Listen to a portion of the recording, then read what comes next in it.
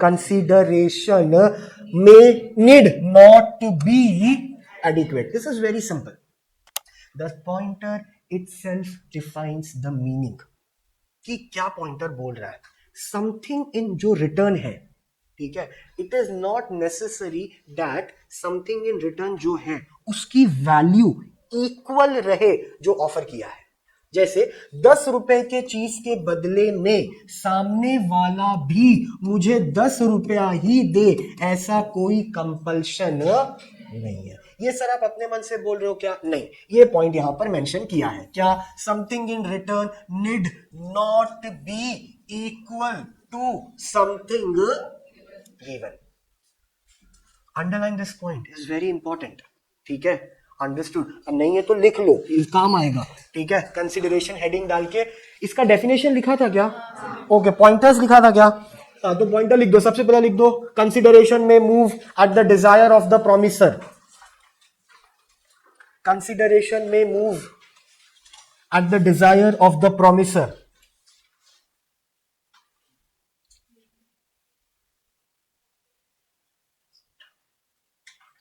Sorry, first वाले point में मे नहीं आएगा, मस्ट आएगा. हाँ, must at the desire of the promisor. Second वाले में मे आएगा.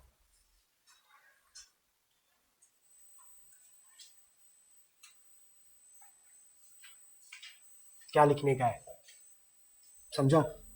बाजू वाली को समझा? समझा बेटा? सेकंड पॉइंट क्या लिखेगा फिर? हाँ, मे मूव. हाँ, मे मूव बाय प्रोमिसी और any other person.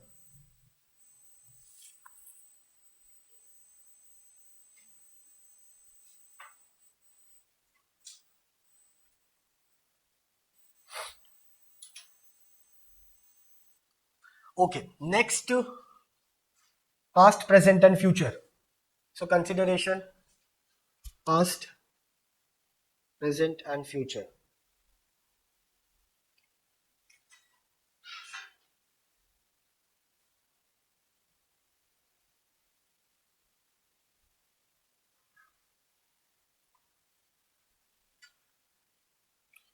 Okay, fourth वाला क्या लिखेगा? Consideration need not B adequate. ये एडिक्वेट का मतलब, हाँ क्या? हाँ, एडिक्वेट मतलब प्रॉपर इनफ. ठीक है, या एग्जैक्टली वैसा ही हो, it's not necessary. Something in return आप मुझे कुछ भी दे सकते हो, but that has to be in terms of what? Monetary money, और money is worth. Understood? But legal होना चाहिए, वो भी पॉइंट अभी आएगा. ठीक है, तो जरूरी नहीं है कि 10 रुपए के बदले आप मुझे कितना दे रहे हो, 10 रुपया ही. It is not necessary. Section 2 क्या बोलता है? It may be noted in the context that explanation 2 of section 25 states. क्या शो कर रहा है कि क्या होना चाहिए? क्या होना चाहिए? कंसेंट होना चाहिए. किसका? प्रोमिसरी का. That is very much again important. ठीक है, अगर कंसेंट नहीं है एग्रीमेंट में, states that an agreement to which the consent of the promisor is freely given. Freely given मतलब फ्री कंसेंट है, then it is not void. क्योंकि consent है. कंसेंट का मतलब तो पता ही है, जब दो लोग एक बात पे एक साथ क्या करते हैं? Agree at the same point of time and the same point of sense, in the same given sense. अगर एग्री कर रहे हैं then they are called as a free consent. तो वो वॉइड नहीं होगा, इलीगल नहीं होगा. अगर कंसिडरेशन क्या है? इनएडिक्वेट, चलेगा, no problem. Understood? But free consent होना चाहिए. अब इसी को उल्टा कर देते हैं कि अगर फ्री कंसेंट नहीं है, then that agreement or that contract is what? Void. That is what written here. But as an exception, if it is shockingly less, then the other party alleged का मतलब, हाँ alleged, ये word सुना है क्या? हाँ, कौन बोला? हाँ, कि alleged इनके ऊपर आरोप लगाया गया है सूत्रों के अनुसार. It is not proved yet. alleged, ये लोग वर्ड यूज करते हैं जब गुना या क्राइम इज नॉट कन्विक्टेड और कंफर्म्ड येट. तो हम ऐसे वर्ड यूज करते हैं alleged, कि बोला जा रहा है कि सामने वाले ने लिकर स्कैम किया है. कौन? लिकर स्कैम कौन किया? हाँ, केजरीवाल। तो केजरीवाल का जो ये है मार्केटिंग टीम है या पीआर टीम है या उसकी जो वाइफ है, वो जब कॉन्फ्रेंस करती है, बात कर रही है टीवी चैनल से, तो वो बोलती है कि मेरे पति पर अलेज्डली लिकर स्कैम का केस लगाया गया है। अलेज्डली मतलब it is not convicted, confirmed yet. Understood? पक्का? सिंपल। तो अगर कंसेंट नहीं है तो सिंपल सा मतलब है कि दैट कॉन्ट्रैक्ट और that agreement is what? Void. Now see the example. जैसे X promise to sell a house worth rupees 60 lakh, ठीक है, for 10 lakh rupees only. The adequacy of the price is itself shall not render the transaction void. 60 lakh में मैं बेचना चाह रहा हूं, सामने वाला बोल रहा है कि मैं कितना दूंगा? सिर्फ 10 लाख। अब मैं ये बोलूं कि सर ये कंसिडरेशन तो गलत है, क्योंकि 60 लाख कहां, 10 लाख कहां, आप रेशियो 1:6 का लगा रहे हो। अंडरस्टूड? घर की कीमत 60 लाख है और आप मुझे सिर्फ कितना दे रहे हो? हाँ, कंसिडरेशन एडिक्वेट नहीं है। अंडरस्टूड? बट फिर भी कंसिडरेशन है। क्यों? वाई? बिकॉज वॉइड कब तक नहीं होगा? Unless the party pleads that the transaction take place under coercion, undue influence और फ्रॉड। अगर ये 3 चीज हुआ है तो कॉन्ट्रैक्ट एग्रीमेंट पूरा क्या है? वॉइड है। सिर्फ इसलिए वॉइड नहीं है कि वो 60 लाख रुपया बोल रहा है और तू 10 लाख रुपया बोल रहा है, तो हम कॉन्ट्रैक्ट एग्रीमेंट को क्या कर देंगे? वॉइड। ऐसा बोल के नहीं, ऐसा बोल के अगर वॉइड करना चाहे तो फिर फैशन स्ट्रीट पे तो कोई भी कपड़ा नहीं खरीदेगा, क्योंकि सामने वाला तो ज्यादा ही बोलता है। अंडरस्टूड? और एज अ कस्टमर तुम उससे प्राइस क्या करते हो? कम। तो ये तो चलता ही रहता है, बार्गेनिंग। अंडरस्टूड? तो just because of bargaining you can not से कि तुम्हारा ये कॉन्ट्रैक्ट एग्रीमेंट क्या है? वॉइड है। लेकिन उसी सेम एग्जांपल में अगर मुझे ये पता चला कि ये 10 लाख रुपया क्यों बोल रहा है? क्योंकि इस पे क्या किया गया है? कोरिएशन। कोरिएशन मतलब उसको गन पॉइंट पे उसके ऊपर कोई इन्फ्लुएंस किया जा रहा है, ठीक है, या मैनिपुलेट किया जा रहा है, या उसको डराया जा रहा है, या उसको धमकाया जा रहा है, देन वी कैन से कि this transaction is void, this agreement, this contract is void. Why it is void? Because there is no free consent. हम इसको बोल के वॉइड नहीं कर सकते कि कंसिडरेशन इनएडिक्वेट है सर, वो 60 लाख बोल रहा है, आप 10 लाख बोल रहे हो, कॉन्ट्रैक्ट वॉइड कर दो। नहीं, उस पे वॉइड नहीं होगा, क्योंकि हमारा कंसिडरेशन का रूल क्या बोलता है कि जरूरी नहीं है कि समथिंग जो रिटर्न है वो क्या होना चाहिए? Equal, balanced. अंडरस्टूड? हो सकता है 60 के बदले 20 हो सकता है, 30 हो सकता है, 40 हो सकता है, 50 हो सकता है, नो प्रॉब्लम। एडिक्वेसी में प्रॉब्लम नहीं है, ऊपर नीचे हो सकता है, एडिक्वेट हो ऐसा जरूरी ही नहीं है। लेकिन जरूरी क्या है सर? कि कंसेंट क्या होना चाहिए? फ्री। अगर वो फ्री नहीं है देन योर कॉन्ट्रैक्ट और agreement is what? Void. Simple. Okay, now the next point says what? See, ये पॉइंट को पहले रीड करो जरा, इसका मतलब क्या समझा तुम मेरे को बताओ। थोड़ा टेक्निकल है ये word. Performance of what is done, हाँ, the performance of what one is legally bound to perform. क्या मतलब लग रहा है इसका?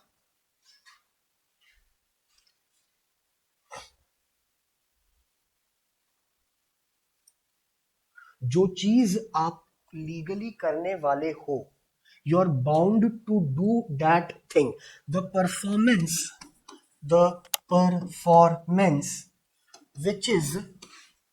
which is legally bound to you, मतलब यो तो आपको करना ही है, उसको हम कंसिडरेशन के कैटेगरी में लेंगे नहीं। जैसे कि डॉक्टर को तुमने फीस दिया, अंडरस्टूड? दैट हिज और her duty to cure you, वो कंसिडरेशन में आता नहीं है, वो लीगली बाउंड है। डॉक्टर का मतलब ही है वो तुमको क्या करना चाहिए? ट्रीट। फ्री में ट्रीट करेगा क्या? और ऐसा होता है एनजीओज में, जो डॉक्टर हो तो फ्री में ट्रीट कर रहे हैं, तो वहां पे तो कंसिडरेशन आएगा ही नहीं। अंडरस्टूड? ये देखा है ना, शिविर लगता है, शिविर आंखों के चेकअप के लिए, मुफ्त आई चेकअप, तो फिर कैटरेक्ट के लिए मोतिया बिंदु, तो फिर वो तो होता है, तो वहां पर कंसिडरेशन तो कुछ भी नहीं है। बिकॉज ये हमारी ड्यूटी है, it is legally bound to you. Teacher के लिए पढ़ाना वो उसके लिए लीगली बाउंड है। बाउंड बोला तो compulsion, you have to do it, आपका वही काम है। अंडरस्टूड? उसको आप कंसिडरेशन में नहीं कर सकते, जैसे कि हमारा तुम्हारा और मेरा जो है, ठीक है, ये तो लीगली बाउंड है कि मैं अगर टीचर हूं तो मुझे क्या करना है, पढ़ाना है। Understood? I am legally bound to do this. You as a student, you need to pay money to me. Understood? If you are paying money to me, it is my moral responsibility, it is my moral duty, it is my ethics that I need to teach you. ये तो legal foundation है, इसको हम consideration में बोल सकते नहीं है। इसके अलावा अगर मैं कुछ एक्स्ट्रा कर रहा हूं, अंडरस्टूड, और वो अगर जेन्युइन है, then it is called consideration. जैसे कि फॉर एग्जाम्पल, इफ ये तो है, इसके अलावा if I am taking only extra classes for law in my premises, not here, in my premises, and I am charging for that, I am giving you extra hours, then you need to give me extra fees, that is what called consideration. तो जो चीज आपको करना है, जो चीज by default है, उसको कंसिडरेशन के कैटेगरी में रखना नहीं है। कि ड्राइवर गाड़ी चला रहा है, ठीक है, बस ड्राइवर बस चला रहा है, ट्रेन वाला ट्रेन चला रहा है, तो उस कंसिडरेशन में सर उसको क्या मिलता है, सैलरी मिलता है, तो वो तो उसका कंसिडरेशन हो गया। नहीं, वो तो उसका काम है, ड्राइवर है तो और क्या करेगा, गाड़ी चलाएगा ना। अंडरस्टूड? तो the thing which is legally bound to you, if you are performing that, it is not come under the category of consideration. That is what says the first point. The performance of an act by a person who is legally bound to perform the same cannot be considered as a consideration for a contract. ये पहला sentence ही clear कर देता है कि जो चीज आपको करना है, लीगली बाउंड है, उसको आप कंसिडरेशन के कैटेगरी में डाल सकते नहीं है। Now if you see the example, वही सेम चीज लिखा है। अगर if you are doing something above of that, then it is called consideration. जैसे कि a promise to pay ₹2000 to a doctor over the fees, ठीक है, इज इनवैलिड। क्यों? As it is the duty of a doctor to give you what, a treatment. Simple. For his normal fees. Now, but agar if a person promises to do more that he is legally bound to do such a promise provided, अगर वो वादा public policy के against नहीं है, opposed नहीं है, understood, then it is a good consideration. ठीक है, इट शुड नॉट बी वेग और अनसर्टन। वेग का मतलब क्या है, अनक्लियर। तो अगर आप अपने लीगल बाउंडेशन के अलावा कुछ कर रहे हो और जो कि पब्लिक पॉलिसी के खिलाफ नहीं है, पब्लिक पॉलिसी का मतलब क्या होता है सर, सिंपल, जो कि समाज के खिलाफ नहीं है, कुछ एडिशनल बेनिफिट तुम एक्सपेक्ट कर रहा है, अंडरस्टूड, दैट इज, समझा मैं क्या बोलना चाह रहा हूं ना, एडिशनल बेनिफिट तुम कुछ एक्सपेक्ट कर रहा है which is against the public policy, understood, समाज के रूल के खिलाफ है, या तुम टेररिज्म को प्रोवोक कर रहा है मतलब उत्साह रहा है, बढ़ा रहा है, अंडरस्टूड, या तुम कुछ एक्सपेक्टेशन में फायदा बेनिफिट फिजिकल कुछ एक्सपेक्ट कर रहा है, then it is again what, the consideration is not clear, it is against the public policy, consent भी नहीं है, विश भी नहीं है, कंसेंशुअल भी नहीं है, कुछ भी नहीं है, तो इसको you can not take under the category of consideration. ये मैंने बहुत पहले ही बोला था कि जो चीज लीगल बाउंडेशन में होगा वही कंसिडरेशन में आएगा, और जो चीज आपकी ड्यूटी है उसको आप कंसिडरेशन में डाल सकते नहीं हो। मैं पढ़ा रहा हूं, मेरी ड्यूटी है पढ़ाना, तो कोई उपकार कर रहा हूं क्या मैं तुम्हारे पर, नहीं, क्योंकि मेरा काम ही है ये, understood. Same goes for doctor, same goes for a lawyer, same goes for a CA also. If he is doing an auditing of a firm, he is not doing any kind of what you can say, हाँ, कि कोई important उसके ऊपर favour कर रहा नहीं है। Being as a CA I need to do audit of every company, लेकिन हाँ, अगर ऑडिट करते करते मैं उसको कुछ एक्सपर्ट ओपिनियन दे रहा हूं so that company can save their taxes, तो उसके बदले में मेरे को मोटा रकम चाहिए, क्योंकि मैं तुमको कुछ ऐसा ज्ञान दे रहा हूं जो मेरे डेली रूटीन के अलावा है, बाहर है, understood, then it is called consideration, understood, pakka, simple, okay. Now the next point is very simple, consideration must be what, real, it should not be illusory. illusory बोला तो मतलब समझा ना। एग्जाम्पल भी देख वैसे ही लिखा है, सिंपल सा एग्जाम्पल है। क्या मैजिक करके कुछ तो वो कहाँ से कुछ तो निकालेगा पता नहीं क्या, ठीक है। तो हाँ हाँ, ट्रेजर ढूंढ रहा है, मैजिक कर रहा है, मुर्दा को जिंदा कर रहा है, ठीक है। ये सब चीज पे कंसिडरेशन होता है नहीं है, सिंपल है। ओके, नेक्स्ट पॉइंट क्या बोल रहा है, consideration must not be unlawful, unlawful नहीं होना चाहिए, immoral. Now what is called immoral? Morality का फिर मतलब क्या है? वैल्यू, वही मेरा आत्मविश्वास इस चीज को मना करने के लिए रोक रहा है सर, ठीक है। This is my against my ethics. Now ethics means what? Again values, character, understood. My ethics is not favouring me to do this, तो वो हो गया इमोरल। फिर पब्लिक पॉलिसी के अगेंस्ट नहीं होना चाहिए। पब्लिक पॉलिसी के अगेंस्ट मतलब समाज के खिलाफ होना चाहिए नहीं। You can not go against the constitution. Constitution बोला तो संविधान। तुम ये बोल रहा है कि कंसिडरेशन में मैं सामने वाले को हॉस्टेज बना के रखूंगा because I love when people cry in front of me, so you are a dictator. तो हॉस्टेज वाला जो कॉन्सेप्ट है, ठीक है, ये तुम उल्लंघन कर रहे हो, वॉयलेट कर रहे हो। किस चीज का वॉयलेट कर रहे हो सर? मेरे राइट टू फ्रीडम का। ये हाईजैक पता है क्या? हाँ, हाईजैक, ठीक है। हाईजैक और इमरजेंसी लैंडिंग में क्या फर्क है? हाँ, वो कंसेंट वाली बात है या नहीं है? नहीं है, वहां पर कोरिएशन है ना। हाँ, लेकिन इमरजेंसी लैंडिंग जो है वो फेवरेबल है, तो सरकार उस पर कुछ करता नहीं है। सरकार पैनिक नहीं होता है, गवर्नमेंट पैनिक नहीं होता है। लेकिन अगर हाईजैक हुआ है तो government gets what? Panic. Why? Because it is been hostage of many life, hostage किया है। और जो लोग को बंदी बना के रखा है, वो लोग उस सामने वाले टेररिस्ट पर केस क्यों करते हैं? क्योंकि इसने हमारा अधिकार वॉयलेट किया है। कौन सा अधिकार? Right to freedom. हम बोला तो हम केस नहीं करता, पुलिस लोग उठा के लेके जाता है ना उन लोगों को जो टेररिस्ट रहता है, तो उनको उनके ऊपर यही आरोप लगता है कि ये क्या कर रहे हैं, पब्लिक पॉलिसी के अगेंस्ट क्या कर रहे हैं काम। तो हमारा कंसिडरेशन कुछ ऐसा होना चाहिए नहीं। It should be lawful, it should be moral, it should be genuine, it should not be against the public policy. और कंसिडरेशन इल्यूजरी होना चाहिए नहीं, इट शुड बी रियल, वेग नहीं होना चाहिए। अंडरस्टूड? ये समझा? पक्का? Fine. Now what's the time? 50. Okay, fine. Just we will have this one paragraph and then we will wind up, ताकि मेरा ये स्टार्ट हो जाए, क्योंकि छोटा से 12 पेज का कंसिडरेशन है, जिसमें आई थिंक 8वां 9वें पेज पर हम लोग पहुंच गए हैं। तो उसके बाद we can start with the third module, ठीक है। This is the last part of the consideration, ठीक है। इसके बाद इस टॉपिक का कुछ नहीं पढ़ना है। तो इस टॉपिक में सर क्या पढ़ना है अपने को? एक ये, फिर वो कंसिडरेशन का डेफिनेशन, फिर लीगल ऑब्लिगेशन फॉर कंसिडरेशन जो हम पढ़ रहे हैं, बस, और एग्जांपल्स, ना उससे ज्यादा ना उससे कम, ठीक है। Fine. Now this topic talks about what ना, यहां पर अभी तक लिखा है क्या? हाँ, डॉक्ट्रिन लिखा ना, ठीक है। डॉक्ट्रिन का मतलब होता है लॉ। डॉक्ट्रिन का मतलब क्या होता है? लॉ, ठीक है। Law of privity of contract. Privity, privity मतलब क्या होता है? पर्सनल। लॉ के टर्म में जाएगा तो प्रीविटी का मतलब अलग है।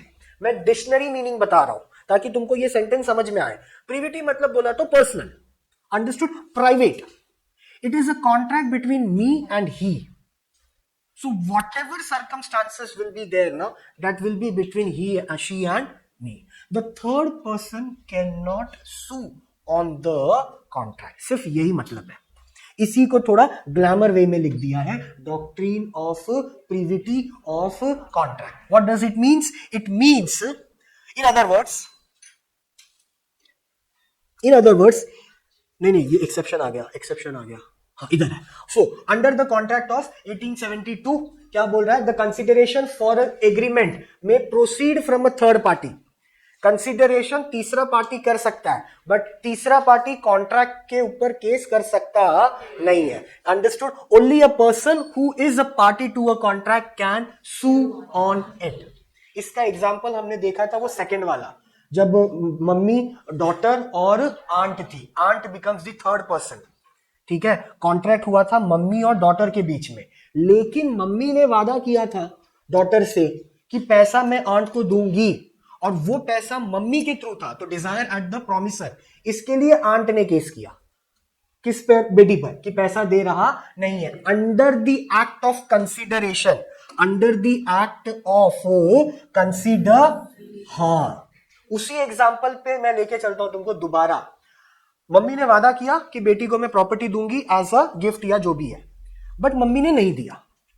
ये बात पता चला आंट को, तो क्या आंट मम्मी पर केस कर सकती है कि आपने तो वादा किया था आपके बेटी को क्या दोगे आप, प्रॉपर्टी, और आपने नहीं दिया, तो आंट मम्मी पर क्या कर रही है, case. That cannot be the scenario, because now in this case the contract is between mummy and daughter, तो aunt become the stranger, third party, ठीक है। थर्ड पार्टी अपने लिए केस कर रहा है कंसिडरेशन वाले में, लेकिन थर्ड पार्टी कॉन्ट्रैक्ट पर केस करेगा नहीं। Understood? That is what the point says, कि कंसिडरेशन में थर्ड पार्टी आ जाएगा, अंडरस्टूड, लेकिन कॉन्ट्रैक्ट में वो केस करेगा नहीं। बट इसी चीज का एक्सेप्शन भी है कि थर्ड पार्टी केस कर देता है, कहां कहां केस कर सकता है, that is what called the exception. वही चीज यहां पर लिखा है कि द एफोरसेड रूल, एफोरसेड का मतलब होता है the given rule, the given rule और द गिवन क्लॉज, क्लॉज का मतलब भी होता है रूल्स। तो a stranger to a contract cannot sue, which is known as doctrine of privity of contract, ठीक है। However, there are some kinds of exceptions, ठीक है, अंडरस्टूड। एक्सेप्शन क्या है वो हम बाद में देखेंगे, सिंपल, ठीक है। एग्जाम्पल जरा ऊपर देख लेते हैं, लिखा है एग्जाम्पल देखो, पहले मुझे बताओ कौन किसके कर्जे में है, एग्जाम्पल चेक करो। हाँ, पी इन डेट टू, तो कर्जा किसने लिया है, किससे लिया है, ओके, तो मतलब कर्जा लिया है, लोन लिया है, तो एग्रीमेंट होगा कि मैं तुमसे लोन ले रहा हूं, एक साल बाद पैसा वापस करूंगा, तू भी साइन कर मैं भी साइन करता हूं, बैंक की तरह। ये बिहाइंड द स्टोरी है, ये केस में लिखा, बट ये हम अज्यूम कर रहे हैं क्योंकि हम लॉ पढ़ रहे हैं। ओके, अब आगे चलते हैं। प्रॉपर्टी बेचा किसने, प्रॉपर्टी बेचा किसने, now read the sentence again. हाँ, who sells the property, loan लिया किसने था, तो प्रॉपर्टी बेच कौन रहा है, हाँ, not the channel is clear. तो प्रॉपर्टी किसने बेचा, पी ने, किसको बेचा, आर को। आर ने वादा किया कि मैं पैसा भर दूंगा, किसको, हाँ, लेकिन पैसा भरा नहीं आर ने, तो कौन केस नहीं कर सकता है, क्यू, किस पर, हाँ, क्यू आर पे केस कर सकता नहीं है, ये बोल के किसने मुझे पैसा नहीं दिया, क्योंकि कॉन्ट्रैक्ट में, हाँ, नाउ दैट्स द पॉइंट, क्योंकि कॉन्ट्रैक्ट तो बना था पी और, इसके लिए मैंने पहले पूछा कि कौन कर्जा लिया है, तो एग्रीमेंट किसके नाम पे बना है, तो पी और क्यू है। R becomes the third person, third party. R का और क्यू का संबंध नहीं है, क्यू का संबंध है पी के से, ठीक है, अंडरस्टूड। सो समझा, प्रिविटी ऑफ कॉन्ट्रैक्ट मतलब कि तीसरा पार्टी केस करेगा नहीं, बट कुछ एक्सेप्शंस है, understood, that will see afterward. चलो।